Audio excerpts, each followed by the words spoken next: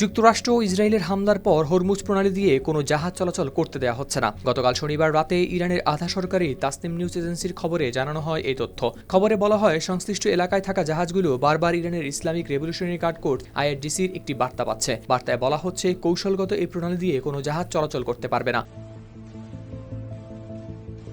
Hormuz প্রণালী বিশ্বের অন্যতম গুরুত্বপূর্ণ জ্বালানি পরিবহন পথ। পারস্য উপসাগর থেকে প্রতিদিন বিপুল পরিমাণ অপরিশোধিত তেল ও গ্যাস এই সরু নৌপথ দিয়ে বৈশ্বিক বাজারে পৌঁছায়। ফলে এ পথ বন্ধ হয়ে গেলে আন্তর্জাতিক তেলের দামে বড় ধরনের অস্থিরতা তৈরি হতে পারে বলে দীর্ঘদিন ধরেই সতর্ক করে আসছেন সমর বিশ্লেষকরা। চিজি আইসক্রিমের সাথে ভেলভেটি কেকের মিশ্রণে পোলার রেড ভেলভেট আইসক্রিম, মন ভালো থাক। এদিকে ইরানে যুক্তরাষ্ট্র ও ইসরায়েলের হামলার পাল্টা জবাব দিচ্ছে তেহরান। ইরানি সশস্ত্র বাহিনী যুক্তরাষ্ট্র ও ইসরায়েলের বিভিন্ন লক্ষ্যবস্তুতে অব্যাহত রেখেছে পাল্টা হামলা। এমন প্রেক্ষাপটে সব জাহাজের জন্য বন্ধ করে দেওয়া হলো হরমুজ প্রণালী। ফলে এই আঞ্চলিক সংঘাত রূপ নিতে পারে বৈশ্বিক অর্থনৈতিক সংকটে। হাওলাদার শামীম, RTV।